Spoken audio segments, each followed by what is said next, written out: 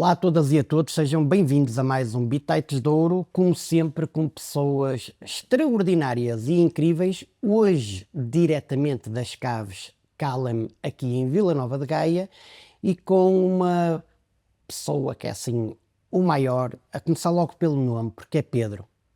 O resto é que é Chagas Freitas.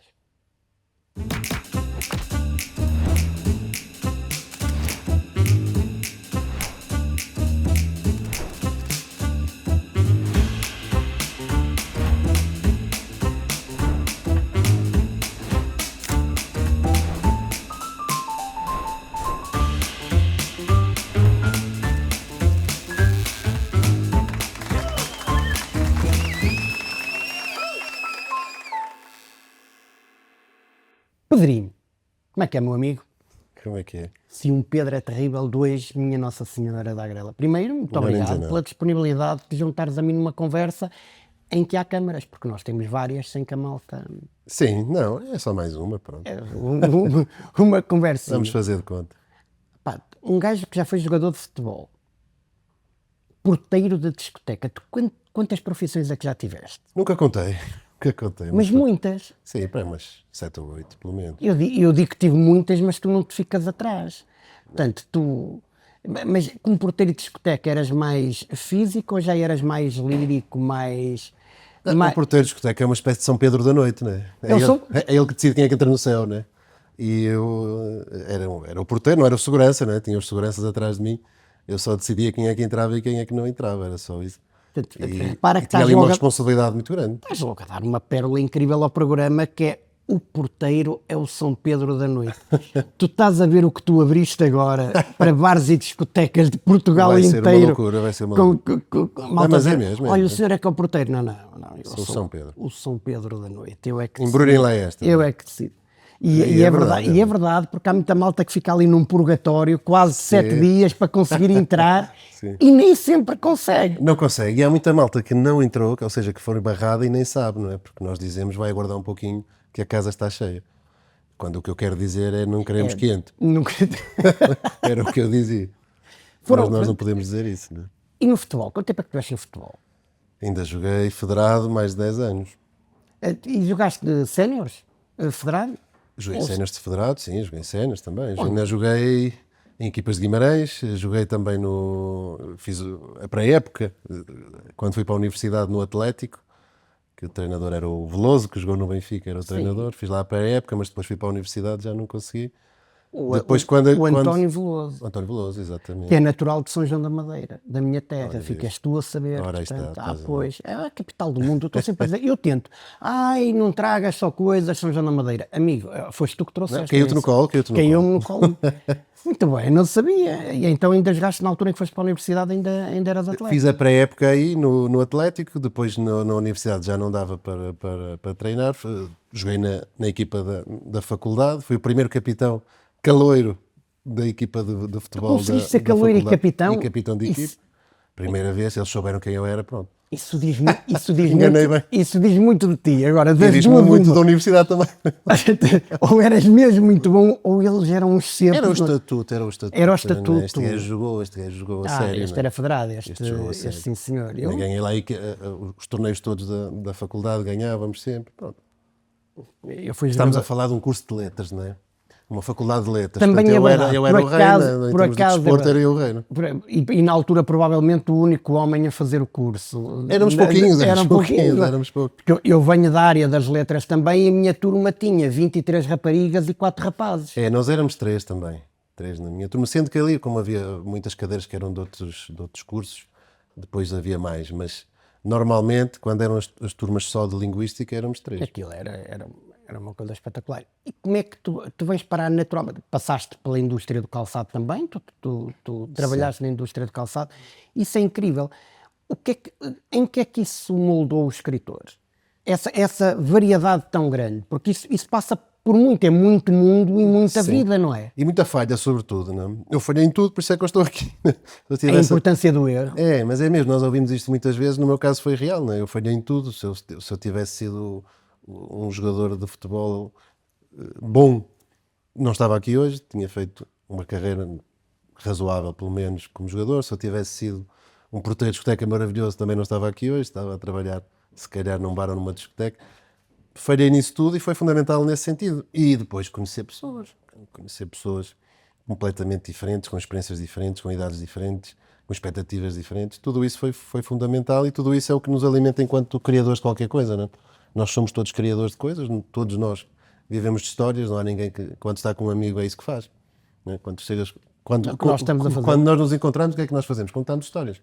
É o que nós fazemos. Epá, nem imaginas o que me aconteceu. E Eu começamos a às contar vezes histórias. faço a sorda, mas a malta demora muito e aquilo fica Mas enquanto fazes a sorda, estás a contar uma Estou a contar história. uma história. A própria sorda pode contar uma história. Exatamente. É tudo uma narrativa, não é? Todos somos viciados em narrativas. Precisamos de narrativa.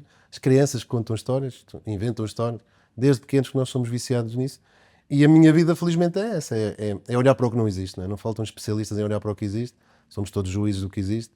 Dizemos está bem, está mal. No meu caso, olho para o que não existe, crio uma história e depois olho para ela. Passo a minha vida, grande parte da minha vida, a olhar para coisas que não existem e acaba por ser uma das formas de me manter saudável mentalmente. O que eu sinto é que nós, à medida que vamos crescendo ou nos vamos tornando adultos, vamos perdendo aquela capacidade, aquele beginner's mind, estás a ver? Aquela capacidade de encontrar histórias em tudo.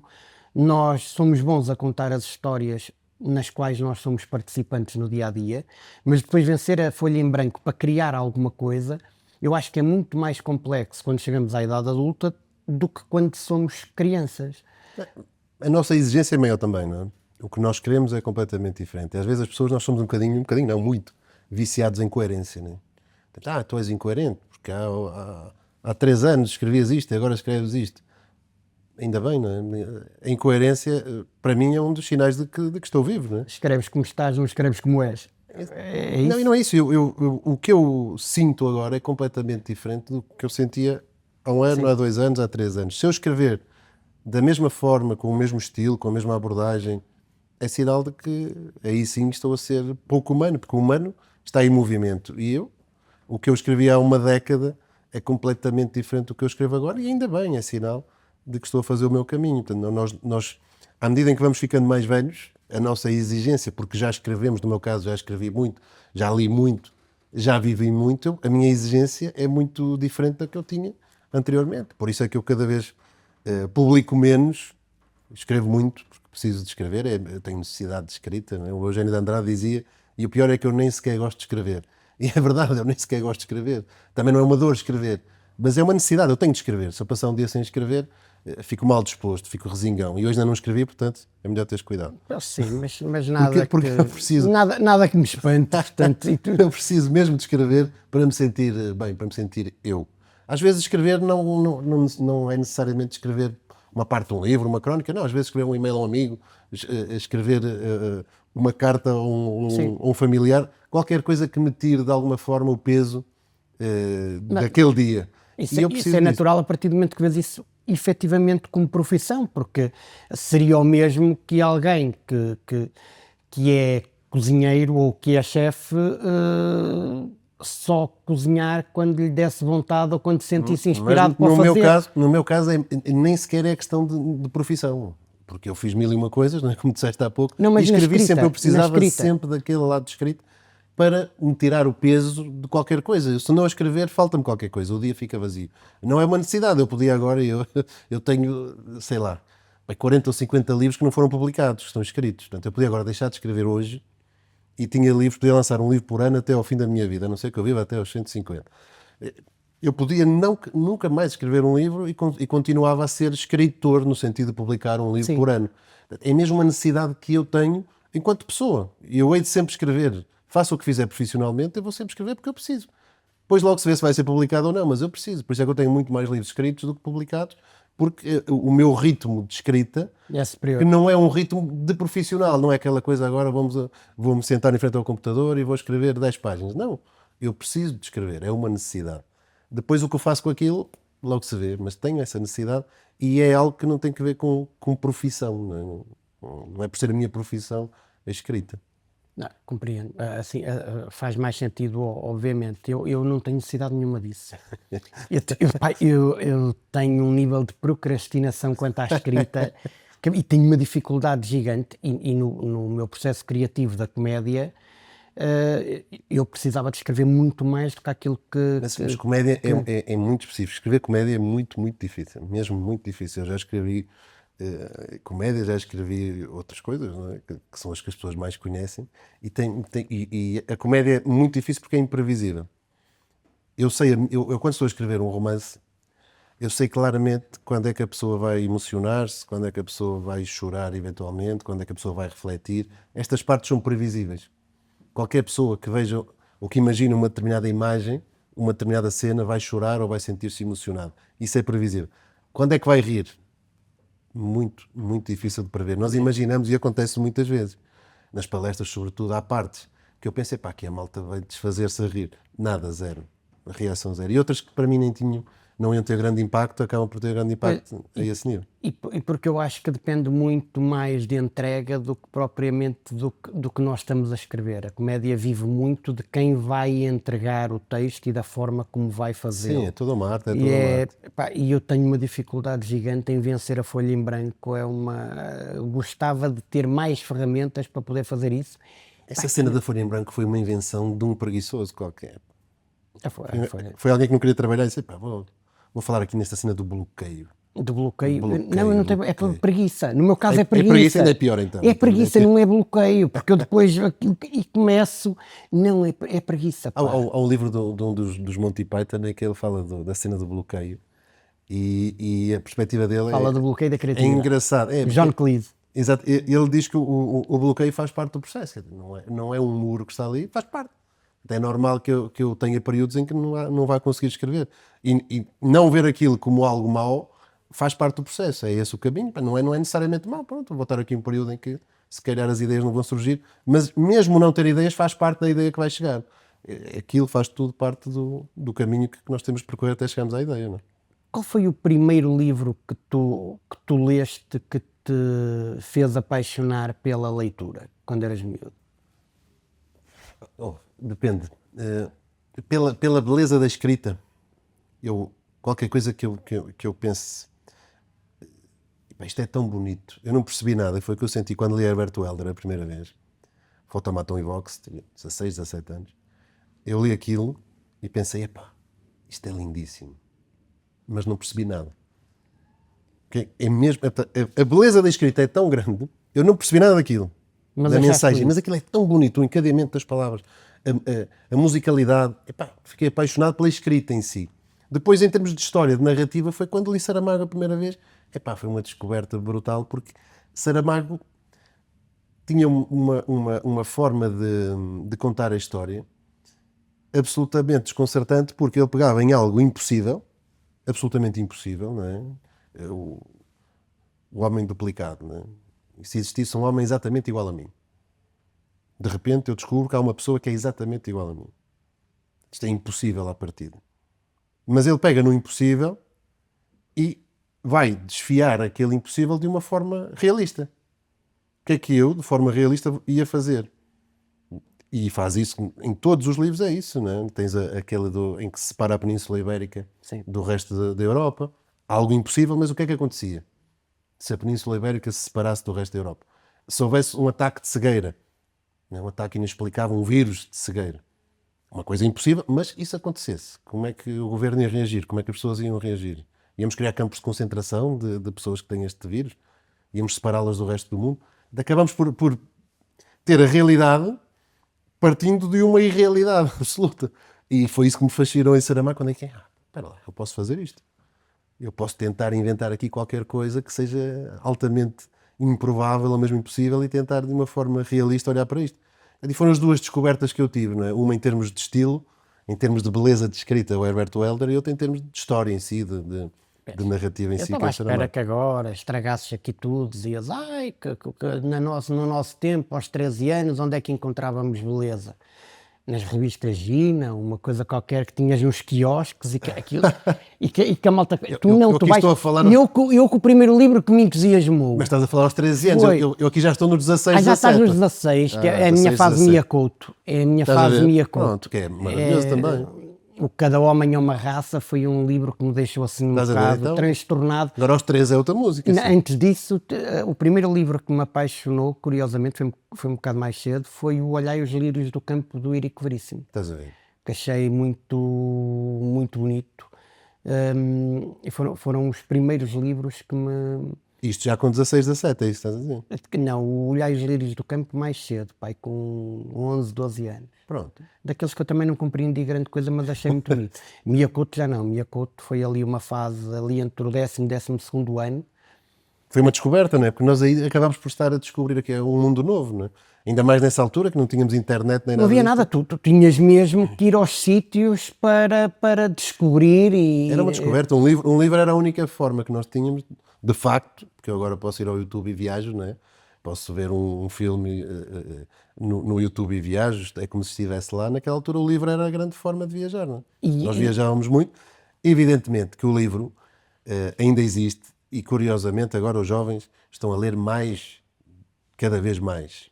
E é uma ideia de que os jovens, e portanto fica aqui dito, os jovens estão cada vez a ler mais por causa do TikTok. A malta diaboliza o TikTok e o TikTok, os booktokers, não é? Eu não sei Acabaram por fazer os jovens ler eu não cada faço vez ideia mais. se é por causa disso, mas e constatando apenas e só pelo que tenho em casa, pá, o meu filho é um leitor e não lê coisas óbvias. Sim. Ele não lê coisas óbvias. Há muitos fenómenos a esse nível que estão a acontecer e os booktokers são fundamentais nisso. E se falarmos mal, também temos de falar bem. E o Como é que tu TikTok tem um estás papel com importante essa nisso. realidade? Qual? Do TikTok em particular ou das redes do sociais? TikTok. Não, das redes sociais eu vejo que há redes muito ativas, mas o TikTok, acontece isso, há uma diabolização do TikTok, mas nós temos que nos render à evidência.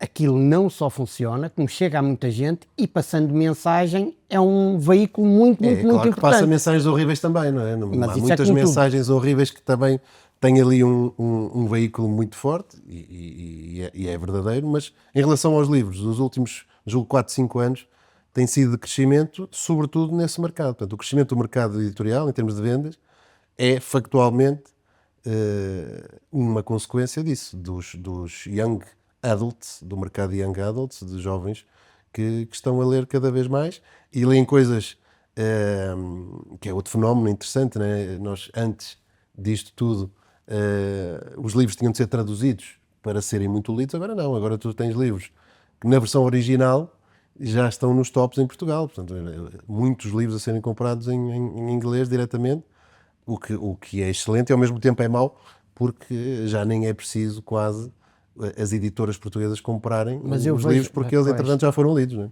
Sim, eu vejo o meu filho a ler grandes clássicos, a ler A Peste, ele neste momento está a ler A Peste, e eu, pá, há 2 meses estava a ler um livro japonês, traduzido para inglês, mas exatamente a ler-se da direita para a esquerda, portanto, tal e qual, da anime, e a ver aquilo. Não, há grandes fenómenos a esse nível. Gasta dinheiro dele a comprar livros, que é uma coisa que não estava preparado, porque a nossa geração não era uma geração que nós, à partida, e vendo o meu universo de amigos, gostávamos muito mais de música do que de ler, propriamente dito. Depende dos grupos também, depende dos grupos, havia grupos mais de leitura, mas lia-se, porque lá está, porque não tínhamos também outras ferramentas, mas o que é ainda mais interessante é perceber isso, não é? Eles leem livros tendo tudo. Portanto, eles continuam a ter os filmes, as Netflix, essas coisas todas, eles têm tudo. Mas optam, é uma opção, ali é uma opção real. Nós era por falta de opção, muitas vezes. Eu vou ler um livro, não tenho mais nada para fazer. E acabámos por gostar de ler, e muita gente começou a gostar de ler, quase porque não havia mais nada para fazer, não é? Porque tinham ali aquela biblioteca, e pronto, olha, vou ler, que é o que eu posso fazer. Eles não, eles têm tudo ali à mão, optam por ler, o que é ainda mais maravilhoso, ainda mais fascinante. Eu acho, quando vem com as teorias que as gerações mais novas agora é tudo mau. Não, era real há 10 anos. Falasse há 10 anos. Era real que os jovens estavam cada vez a ler menos. Curiosamente, com o boom das redes sociais, sobretudo o TikTok, acabou por funcionar a favor do livro e não contra o livro. Se dúvidas houvesse da pertinência do TikTok, estão a ver, olha, está aqui uma que presta grande serviço, presta grande serviço à literatura. E é inesperado, não é? Acaba por ser inesperado. Quem é que esperava quando foi criado o TikTok, quando começou o TikTok a aparecer? Uma rede de vídeos curtos, o que é que vai fazer pelo livro, não é? Vou-te dizer duas coisas incríveis que o TikTok trouxe e que eu sou consumidor ativo. Uma quantidade enorme de excertos do professor Agostinho da Silva. Sim. Eu sou um fã do professor Agostinho da Silva, portanto, ver aquilo eu acho delicioso.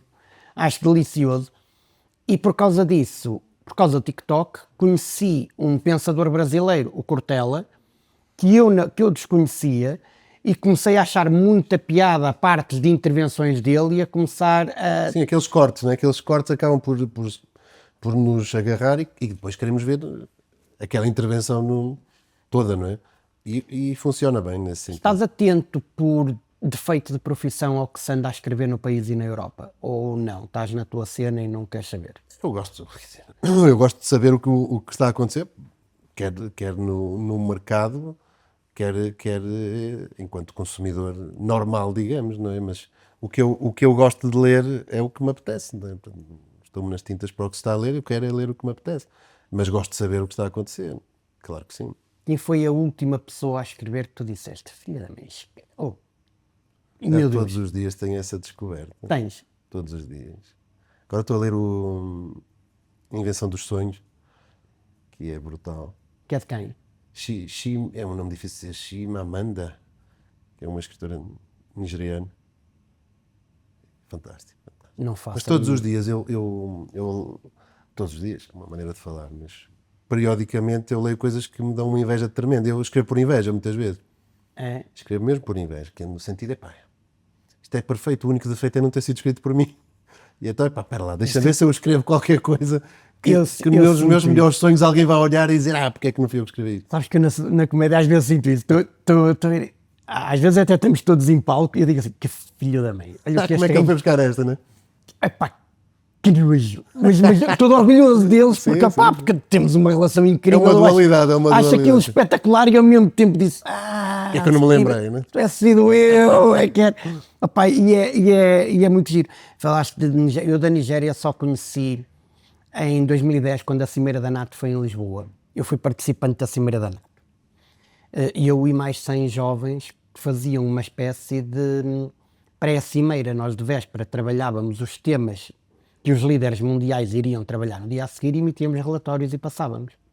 Então conheci gente incrível. Conheci um ugandês que foi candidato ao Prémio Nobel da Paz, que é o Victor Ocean, que se tornou meu amigo, e conheci um nigeriano que achou por momentos que era a pessoa mais importante de Lisboa, porque o nome dele era Ineme. E portanto, nós na comitiva que ia do hotel para o Parque das Nações, ia para além de polícia, para além do exército, uma série de coisas, e uma série de ambulâncias do INEM, e o gajo estava fascinado a olhar para aquilo, a perguntar que empresa é esta que tem o meu nome, e portanto foi uma história castiça. Mas literatura estrangeira, gostei muito de ler há uns tempos o Património do Philip Roth. O Roth é fantástico. Que é sim.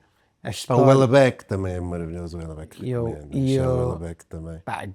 Gostei muito de ver, mas infelizmente tenho tido menos tempo para... Nem que seja, eu digo sempre, nem que seja 5 minutos por dia. Não, fiz outra coisa. Se tu lês um livro 5 minutos, tu saíste do mundo 5 minutos. Chega.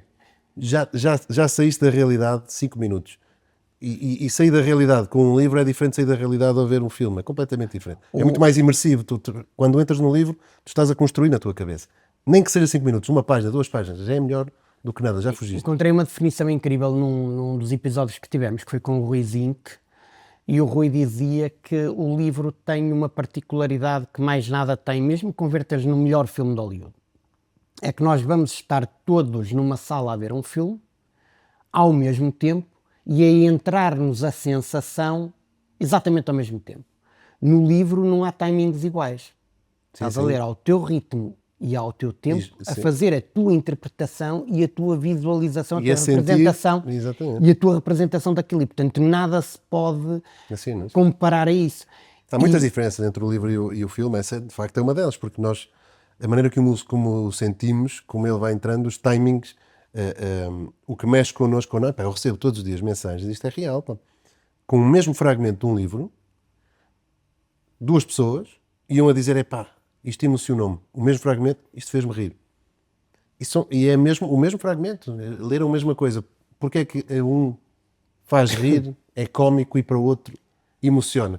De acordo com o que a pessoa é naquele momento. O livro lê-nos, não sou eu que estou a ler o livro. O livro é que me está a ler a mim. O que eu tiro daquele livro está a definir-me, está a saber, eu estou a saber quem sou quando leio um livro. Isso é muito giro. Eu não consigo fazer isso que tu dizes, que é ler 5 minutos por dia, porque eu tenho aqui uma questão que é quase obsessiva ou compulsiva, que é, eu literalmente, se estiver fascinado pelo livro, eu não consigo parar de o ler. E, portanto, já me aconteceu eu estar uma noite inteira acordado até acabar de ler o livro. E eu não paro. Olha, Guerra dos Tronos, houve uma temporada que vi numa noite, sem parar. Portanto, eu tento dosear, mas quando há uma coisa, alguns livros Sim, que eu quando achei... estás de facto Estou envolvido, naquilo, estou a achar interessante. Às vezes não tem que ser uma coisa demasiado... Eu lembro-me quando foi o Como Água para Chocolate, li aquilo de uma assentada. O Cartas del Rei Dom Carlos, li aquilo e que não tem rigorosamente nada a ver, sim. porque é baseado na correspondência que existia entre o Rei Dom Carlos e João Franco, portanto, eu li aquilo de uma assentada só. Quem se mexe contigo, Que é não largas. O que é que nós fizemos lá em casa para nos forçarmos a ler um bocadinho mais? Há um dia por semana que é o dia da leitura, portanto, não há televisão, não há nada ao final do dia, não há não sei o quê, pá, e vamos nos forçar a ler um bocado, e aquele dia é para isso lá em casa para toda a gente, e a coisa tem funcionado e é uma bela forma de irmos mantendo a nossa literatura. Sim, na escola eles fazem, já algumas escolas que fazem isso, não sei se é 10 minutos de leitura, em que param as aulas todas e são 10 minutos para ler. Cada um leva o que quiser, o livro que quiser, e a escola para a ler. No último ano, a tua vida viveu momentos e impactos que não tinhas vivido. Ela acontece de diversas formas e nós nunca esperamos, e é bom que não esperemos, porque senão também isto seria o fim do mundo. Este último livro que tu escreveste eu tive a oportunidade de o ler, aliás, eu tenho aqui porque depois tens que assiná-lo, portanto, para ir para as minhas preciosidades. Eu soube desde o início o que estava a acontecer. Aliás, tiveste o dom de me tirar o sono umas valentes noites, mas isto é o que dá a sermos pessoas de pessoas, e nós somos pessoas de pessoas, e portanto isso foi um momento também muito impactante para mim. E depois começo a perceber a forma como tu ias comunicando tudo, e tu não estás só a fazer um exercício que é importante para ti, tu estás de repente a trazer para todas as pessoas, quase em direto, a necessidade de fazermos aqui verdadeiras introspeções e de priorizarmos coisas que normalmente nos passam ao lado. Que tipo de exercício é que está aqui? Porque eu isso nunca te perguntei. Foi sempre aquilo que foi a minha constatação e o que eu observei. Nós fomos falando algumas vezes ao longo do processo, para eu fazer... A minha preocupação era só, ponto 1, se estava tudo a correr como tinha que correr, e nem sempre é bem. E ponto 2 é como é que tu estavas. Que exercício é que tu fizeste aqui? O que é que tu quiseste refletir aqui? Quis refletir o que estava a viver, e este viver é sobretudo interior, não é um viver exterior, e esse livro é uma viagem. Daí a alface, né? A alface representa essa fragilidade. Não há nada mais frágil que uma alface, não há nada que se estrague mais facilmente que uma alface, e a analogia é essa, é a nossa fragilidade, é aquilo que todos nós sabemos. Todos nós sabemos, e nós às vezes andamos aqui a queixar-nos, eu ouço todos os dias para queixar, agora tenho de acordar às 7 da manhã, levar o meu filho à escola, depois depois tenho de ir trabalhar, depois tenho de ir E ele buscar o faz meu muito filho. barulho, ele não se É cala. uma chatice a minha vida. E eu, naqueles 3 meses em que estive ali fechado a viver no hospital, eu pensava, pá, o que eu dava por ter essa rotina outra vez, para ir levar o meu filho à escola. E é um bocadinho isso, é nós valorizamos a alface, nós nunca olhamos para a alface, ela está lá, faz parte, é consumida, é o que nós fazemos à vida, no fundo, nós consumimos-la e não olhamos muito para ela. E isso é uma viagem, não só pelo hospital, mas é uma viagem pelo nosso interior, pelo que eu senti ali. E eu senti uma onda de amor brutal, que foi uma coisa, foi um absurdo. Pá. Tivemos milhares de e-mails, já nem falo mensagens, mas e-mails de pessoas a oferecer partes do seu corpo, não é? Neste caso estamos a falar de uma parte do meu corpo, eu estou a oferecer uma parte do meu corpo para um desconhecido, para salvar um desconhecido. E é uma coisa que me marcou profundamente. E é para pessoas que iam lá ao hospital levar coisas, pá, uma coisa inacreditável, uma coisa que eu nunca pensei.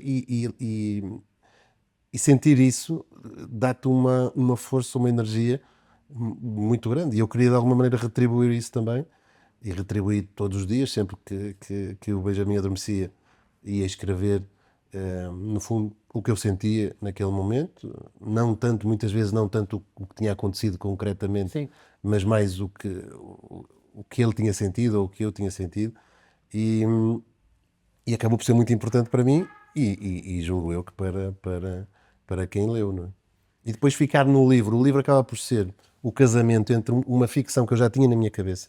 Eu já tenho essa ideia na minha cabeça antes disto acontecer. Eu já tinha esta metáfora de alface, eu já tinha isto tudo.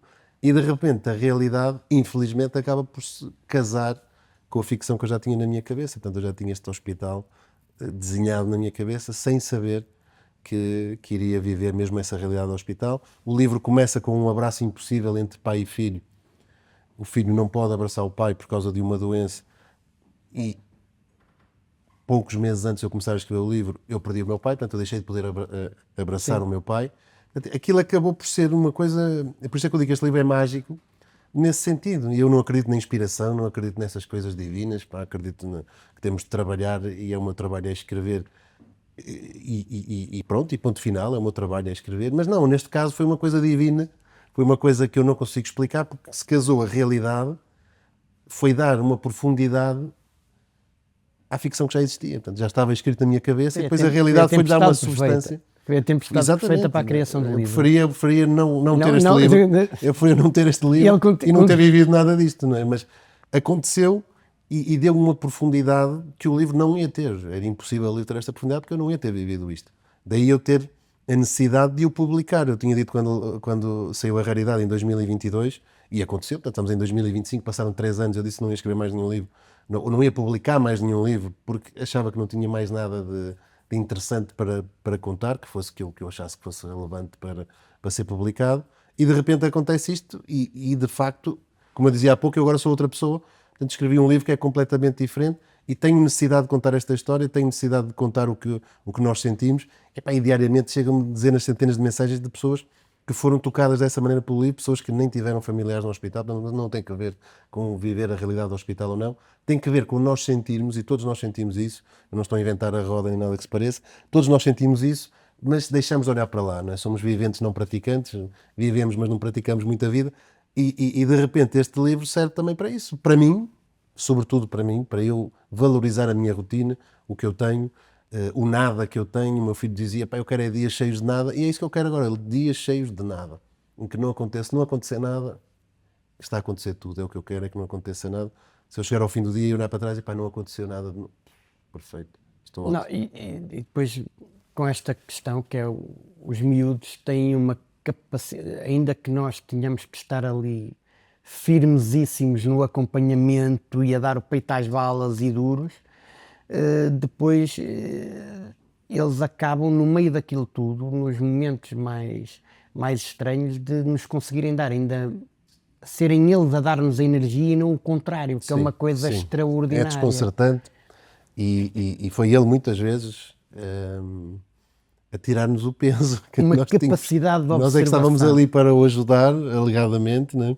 E de repente é ele a dizer, oh pai, pronto, isto não é nada, isto vai passar. Vou-te partilhar aqui uma coisa que aconteceu comigo, que foi uma chamada de atenção. Ou seja, não houve nada dramático, não havia rigorosamente nada dramático por trás, mas é uma chamada de atenção muito importante para eu me posicionar e para eu ver que vida é que andava a viver e que não devia estar a viver. O meu filho tinha para aí 4 anos, 3, 4 anos, e no dia do pai fez um marcador de livros. E, portanto, cada miúdo desenhou o seu marcador para o dia do pai com um desenho do pai. E ele faz-me um sorriso assim. Eu disse, ei, ó filho, então, mas o que é isto? És tu? E eu, mas podias ter feito um desenho com o papá a rir. E ele disse, mas isso és tu a rir. Tu ris assim. O teu riso está sempre triste. E aquilo rebentou-me todo por dentro. Estás a ver que é? Tu tens de repente um pirralho É de uma profundidade. 4 Essa anos abordagem é de uma profundidade. com um brutal. desenho no marcador de livro. Ele, pois, mas é assim que, É assim que tu sorris. é assim que tu sorris. E Não, eles sentem tudo. É, E nós estamos a impressionante. sorrir junto à cama do hospital, não é? Ele não pode mexer-se, por exemplo, nos cuidados intensivos. E nós a sorrirmos, eu e a Bárbara a sorrirmos, a tentarmos sorrir, e ele a dizer-nos que nós estamos tristes. Nós estamos a sorrir, É nós estamos a impressionante. dizer piadas quase para ele, para nós, e ele a dizer-nos porque é que vocês estão tristes. Sim, Não adianta muitas vezes nós tentarmos, é evidente que nós temos de tentar, é o nosso trabalho, enquanto acompanhantes de alguém que está doente, é tentar de alguma maneira estar ali e aligeirar a experiência. Providenciar, aligeirar e cuidar. Sim, mas num hospital pediátrico a tristeza fica escondida sempre. E o facto de teres a necessidade de esconder a tristeza acaba por afastar muitas vezes a própria tristeza. Porque tu tens de ter uma máscara e tu tens de usar, tu e toda a gente, portanto, nos corredores de um hospital pediátrico, ao contrário dos corredores de um hospital de adultos, em que as pessoas já sabem que ninguém está feliz ali, ninguém quer estar num hospital. Ninguém quer estar internado num hospital, portanto os adultos sabem, todos sabem. Ali não, num hospital de crianças, tu vês os pais a rir, nós passamos pelos pais a rir, alegadamente olhas, né? Visualmente está tudo bem, está tudo a sorrir, porque estamos todos de máscara, né? Depois temos de fazer turnos de choro, né? Vamos chorar à vez, e vai a mãe chorar um bocadinho, depois vem e já está a sorrir, depois vai o pai chorar, e fazemos estes turnos de tristeza e de alívio, não é? No fundo. Mas os miúdos até nisso estão belíssimos exemplos de resistência e de resiliência, porque depois têm uma capacidade de estar na doença que os adultos não têm, porque os adultos lá está, depois queixam-se sempre muito mais, estão sempre muito pior, depois nunca nada, depois tudo é um sacrifício, depois tudo é um esforço. E Eles arranjam sempre maneira de ser felizes. Eles conseguem ser felizes com o que têm, é uma lição. Eles pegam no que está e arranjam maneira de ser felizes. Eles são uma máquina de felicidade. As crianças são máquinas, são fábricas de felicidade. Eles têm sempre de conseguir. eu acho isso. Podem ter uma pedra e estão fechados num quarto com uma pedra nas mãos e eles vão divertir-se com aquela pedra. Vão Nós fazer. não. Não. Nós batemos com a pedra na cabeça Não. e ficamos ali a dizer mal da nossa vida. Não é? Não, acho os miúdos a imaginação permite-lhes fazer tudo, brincar com o que quer Sim, que mas a seja, criatividade salva-nos. portanto. Nós às vezes achamos que a criatividade é só para os artistas, não é? Não, Criatividade, o que nos salva é a criatividade. Nós precisamos todos, E tu precisamos de tiveste que ser- criatividade. Eu via montes de posts teus e 2 ou 3 vezes que falamos, estavas sempre a inventar coisas para acontecer e para estar naquele mundo e para criar ali um Sim, ecossistema. um ecossistema. Aliás, este livro é sobre isso também, não é? O que é que seria o hospital ideal, não é? Acaba por refletir um bocadinho sobre o que eu senti no hospital, o que é que podia ser um hospital pediátrico, a magia que pode ter um hospital pediátrico. Há uma história que é do criador da Operação Nariz Vermelho, que ele vai ao hospital e é aí que ele decide criar a Operação Nariz Vermelho. Ele vai ao hospital não sei se é com o filho, com um familiar próximo, acho que é mesmo o filho, e pronto, e vê a tristeza no filho, o filho está triste por estar ali, e começa a tentar fazer umas palhaçadas, literalmente, que era a profissão dele, não é? E vem alguém do hospital e diz, desculpa lá, mas o hospital não é lugar para palhaços. E a resposta dele era, desculpa lá, mas o hospital também não é um lugar para crianças. E é verdade, o hospital não é um lugar para crianças.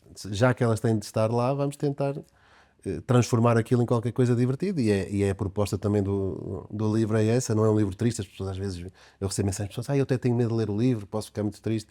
Não, é um livro que tenta tirar daquela realidade que à partida é tenebrosa, Eu acho que qualquer ele é coisa de cru, mágico. eu Não é? acho que ele é cru, mas tu tens uma escrita, a meu ver, crua também. Portanto, eu acho que ele é cru. Ele não está cá com... Sim, mas ao mesmo com tempo coisa. tem Mas alguma magia no sentido de que é possível. É possível ver ali alguns pontos de luz, não é? ele é cru, mas ele não é um livro para apelar à tristeza ou para ser depressivo ou uma coisa qualquer. Ele apresenta uma visão muito interessante e muito bonita, mas não fugindo Sim, à dureza claro que está lá, ela das tem de estar. situações. Portanto, não acho que seja um livro. Eu fiquei a pensar muito quando li e eu gostei muito de ler e li 2 vezes, como tu sabes, e portanto eu fiquei mesmo muito feliz pelo privilégio de ver esta obra, desejando que ela não tivesse ter acontecido também. Portanto, Sim, desejaria que ela não tivesse ter gostaria que não acontecido existisse. e tendo, fico muito feliz porque isto está aqui um legado muito interessante para toda a gente e as pessoas deviam mesmo ler isto porque isto fala de todos nós um bocadinho e daquilo que nós temos que lidar. Os teus desafios passam por fazeres nada. Nada, é o meu grande desafio. O É sonho, fazer o sonho é fazer ao nível de fazer nada, é nada, mesmo, é mesmo. nada, não é? Eu vou sempre fazer coisas, aliás, agora com o lançamento do livro, eu tenho pronto, é a agenda muito cheia de apresentações e coisas do género, mas não tenho qualquer tipo de plano, aquela coisa, projeto, tenho um projeto, vou fazer isto, não, zero.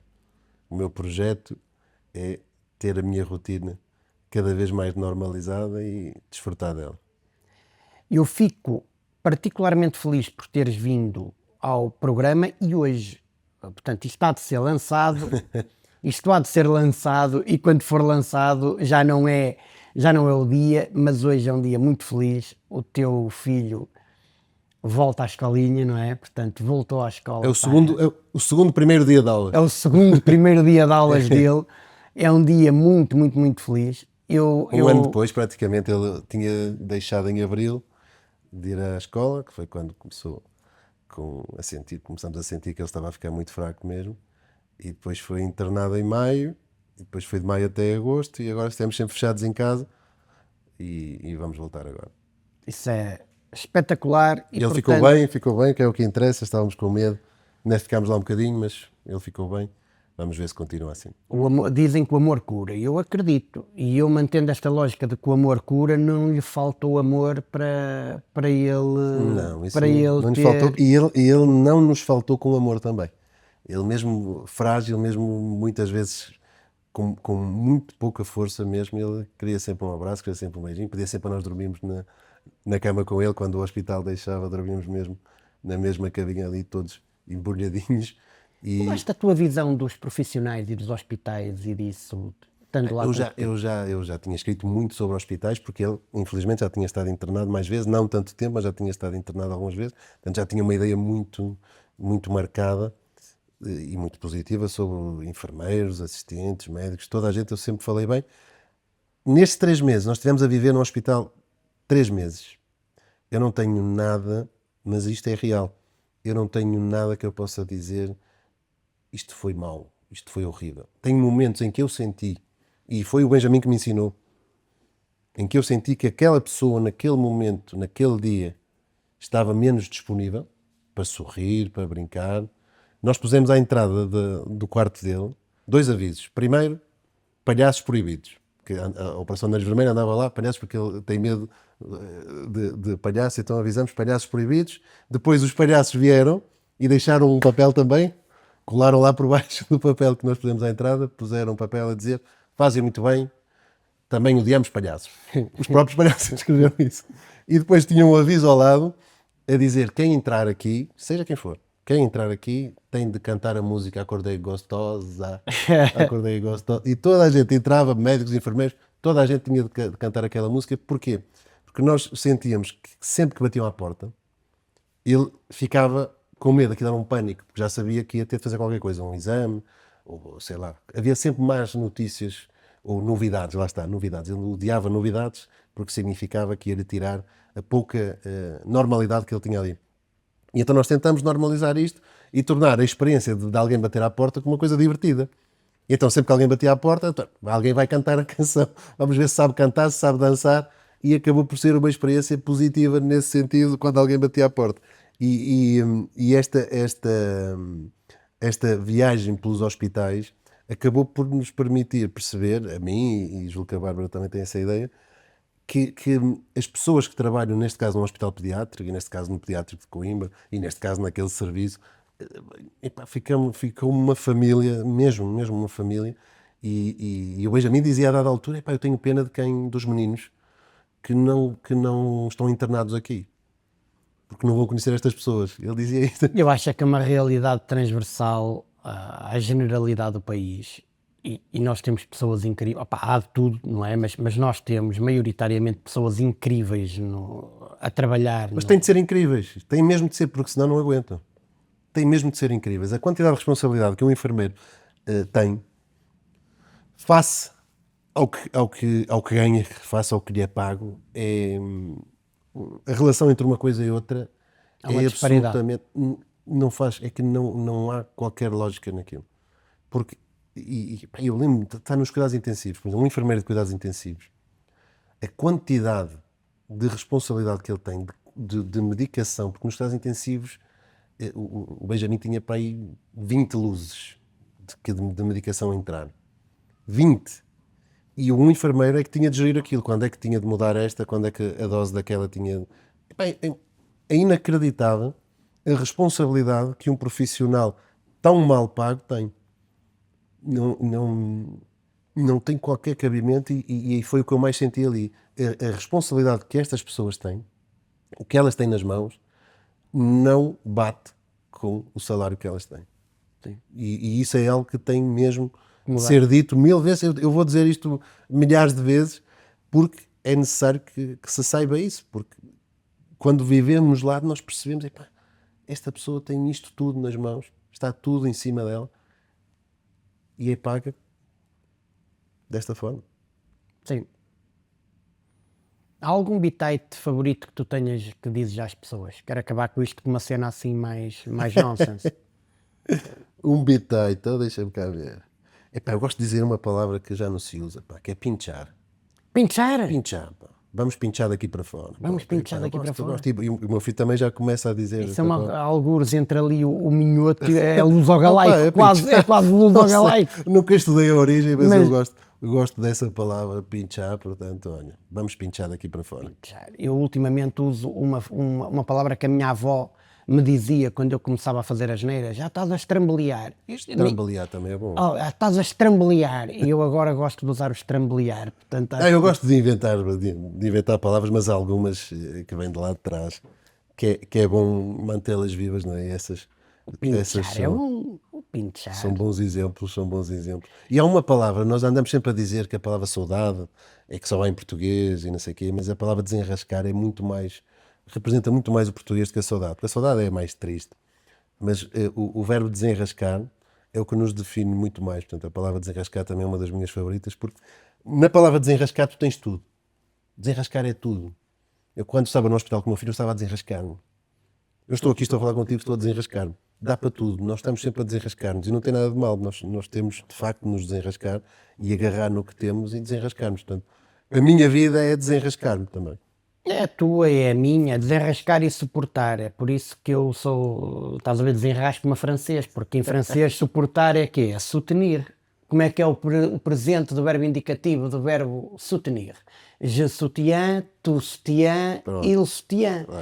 Lá está. Portanto, é hora de pincharmos aqui para fora. Eu a ver como é que isto acabava, estás a ver como é que eu arranjo. Destruir um programa belo e maravilhoso em segundos. Sim. Foi com este, pronto, no fundo também essa profundidade. É a profundidade de quem fala francês, não toca piano, mas fala francês. A poesia.